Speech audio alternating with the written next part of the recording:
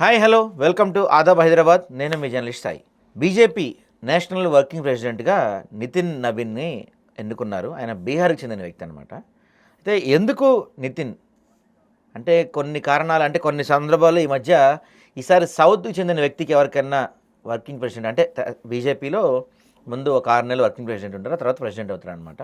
So ఈసారి BJP national ప్రెసిడెంట్గా సౌత్కి చెందిన వ్యక్తి ఉంటారని చెప్పి వార్తలు వినపడినాయి. సడన్గా బీహార్ నుంచి, అది కూడా 5 సార్లు 6 సార్లు ఎమ్మెల్యేగా అయినా, అంటే కేంద్రం పైన, కేంద్ర రాజకీయాలపైన ఇలాంటి వాటిపైన పెద్దగా అవగాహన లేని నితిన్ నబీన్కి ఎందుకు అధ్యక్ష పదవి ఇచ్చారు? ఇలాంటి అంశాలన్నీ మాట్లాడదాం. మనతోటి కమర్ ప్రసాద్ గారు ఉన్నారు. సార్ నమస్తే. సార్ నమస్తే సాయి. సార్, అంటే సౌత్ వైపు ఇస్తారనే వార్తలు వినిపించి, సార్ సౌత్ వైపు ప్రెసిడెంట్ అయ్యే అవకాశాలు ఉన్నాయని వినిపించినాయి. సరే, అనూహ్యంగా అంటే బీజేపీలో ఎప్పుడు చెప్తూ ఉంటారు కార్యకర్తలకి గుర్తింపు ఇస్తామని చెప్తూ ఉంటారు. సడన్గా అంటే కార్యకర్తలకు గుర్తింపు ఇచ్చినా వెనకాల ఏదో ఒక ఆలోచన కానీ ఐడియా కానీ లేకుండా అయితే ఇవ్వరు. సో బీహార్లో ఆల్రెడీ ఎలక్షన్స్ అయిపోయినాయి, ఇంకా బీజేపీ గెలిచేసింది. దట్టు ఒక్కసారి కూడా ఎంపీ కాలేదు ఆయన నితిన్ నబీన్, ఒకసారి కూడా ఎంపీ కాలేదు. కేంద్ర రాజకీయాలపైన కావచ్చు, దేశవ్యాప్తంగా పార్టీ పైన పూర్తి స్థాయి అవగాహన ఆయనకు ఉండకపోవచ్చు. సో అలాంటి వ్యక్తి సడన్గా వర్కింగ్ ప్రెసిడెంట్గా అవకాశం ఇచ్చి, అంటే ఏంటి దీని వెనక రహస్యమైన ఉందా? ఏంటి ప్లానింగ్ బీజేపీది? అంటే భారతీయ జనతా పార్టీ సౌత్కి ఇస్తాము, నార్త్కి ఇస్తాము, ఈస్ట్కి ఇస్తాము, వెస్ట్కి ఇస్తాము ఇట్లాంటి మాటలు ఎప్పుడు చెప్పలే. భారతీయ జనతా పార్టీ బలంగా ఎదగడానికి ప్రధాన కారణం ఏంటంటే కింది స్థాయి కార్యకర్తల్ని జాతీయ నాయకత్వం దాకా తీసుకుపోవడమే పార్టీ లక్షణం. కుటుంబ పార్టీ కాదు, ఈయన పోయినాక ఆయన ఇతడు, ఆయన పోయినాక ఈయన ఇతడు అని లేదు.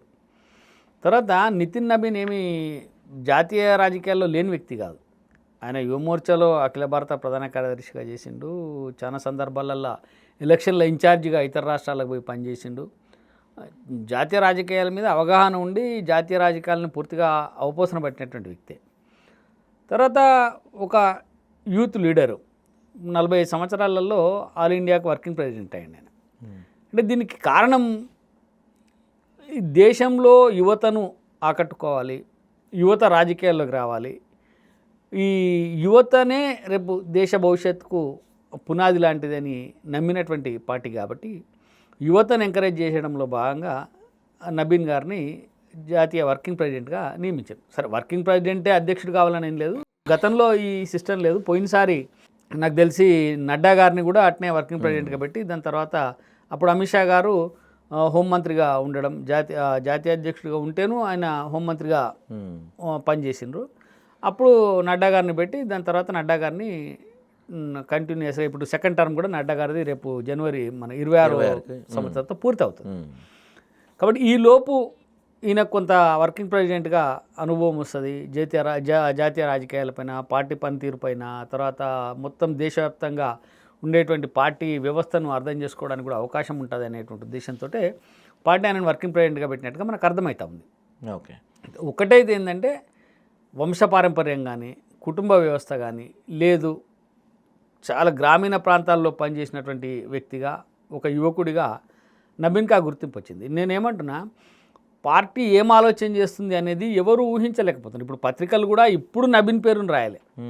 అసలు జాతీయ మీడియా కానీ, కేంద్ర మన స్థానిక మీడియాలు కూడా ఎప్పుడు వేరే వాళ్ళ పేర్లు చాలా అంశాల్లో ప్రభావం చూపినవి వచ్చినాయి, కానీ నబీన్ గారి పేరు ఎప్పుడు రాలేదు. రెండోది, నబీనే అధ్యక్షుడా అంటే కూడా చెప్పలేము, ఎందుకంటే జాతీయ అధ్యక్షుడిగా ప్రకటించాలని వర్కింగ్ ప్రెసిడెంట్గా మాత్రమే పెట్టినారు. నబీన్ కానువచ్చు, కాకనుపోవచ్చు, దాంట్లో ఖచ్చితంగా ఇన్నే కావాలని కూడా ఏం లేదు. కాబట్టి జాతీయ ఎన్నికలు అయ్యేదాకా ఆయన కొనసాగుతారు. దాని తర్వాత పార్టీ ఎలాంటి నిర్ణయం తీసుకుంటుందో చూడాలి.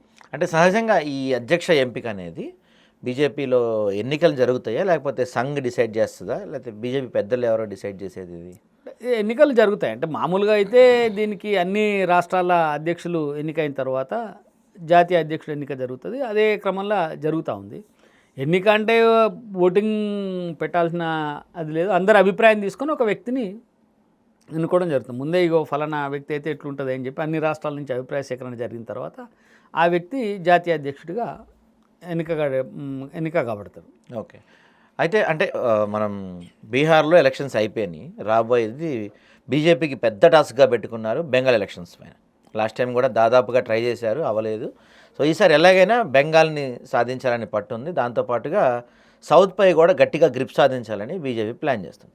సో ఈ రెండింటికి ఇప్పుడు తీసుకున్న అతను బీహార్ అతను. సో అతను నితిన్ ఈ రెండింటికి న్యాయం చేయగలుగుతారు అనుకుంటున్నారా మీరు? ఒకవేళ జరిగితే ఫ్యూచర్లో ఆయన ప్రెసిడెంట్ అయితే? అంటే నితిన్ పనితీరుని చూస్తే చాలా లో ప్రొఫైలు, 5 సార్లు అంటే 45 ఏండ్లు, అంటే ఆయన నాకు తెలియదు 20 సంవత్సరాలకి ఆయన ఎమ్మెల్యేగా 21కో 22కో ఎమ్మెల్యేగా ఎన్నికైంటాడు. అంటే ఆయన రాజకీయ జీవితమే ఎమ్మెల్యేతో మొదలైపోయింది. అట్లాంటి వ్యక్తి, చాలా అపారమైనటువంటి అనుభవం ఉన్నటువంటి వ్యక్తి. తర్వాత 5 సార్లు ఒకటే నియోజకవర్గం నుంచి ఎన్నికైంది ఆయన.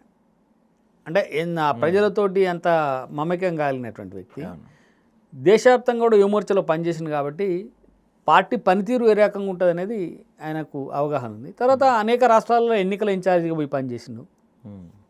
మైక్రో మేనేజ్మెంట్ ఎట్లా చేయాలి, ఎన్నికలలో ఏ రకమైనటువంటి కార్యక్రమాలు నిర్వహించాలనే దాంట్లో పూర్తిగా అవగాహన ఉన్నటువంటి వ్యక్తి. కాబట్టి ఇందులో ఆయన పెట్టడం వల్ల ఆ రాష్ట్రాలలో ఈ రాష్ట్రాల్లో ఇబ్బంది అయ్యే అవకాశం ఏమి ఉండదు. ఎందుకంటే జాతీయ అధ్యక్షుడు ఏ రాష్ట్రం నుంచి అయినా కావచ్చు. ఎవరైనా ఇప్పుడు మనకు వెంకయ్య నాయుడు గారు జాతీయ అధ్యక్షుడిగా పనిచేసిండ్రు. ఆయన చాలా రాష్ట్రాలలో తిరిగిండు. ఆయనకు ఉండబడేటువంటి అపారమైనటువంటి జ్ఞానాన్ని లేకపోతే పార్టీకి అందించిండు, పార్టీకి సేవ చేసిండు. కాబట్టి ఆయన సౌత్ నుంచే పనిచేసిండు ఇదివరకు ఇక్కడి నుంచి. అట్లా ఇప్పుడు జాతీయ ఓబీసీ మోర్చాకు అధ్యక్షుడిగా సౌత్ నుంచే మన లక్ష్మణ్ గారు పనిచేస్తూ ఉన్నారు. ఆయన కూడా అనేక రాష్ట్రాల్లో తిరిగి పనిచేస్తారు. కాబట్టి ఒక్కో రాష్ట్రానికి అవకాశం వస్తుంది. ఆ అవకాశం ఈసారి బీహార్కి వచ్చింది అంతే. ఓకే.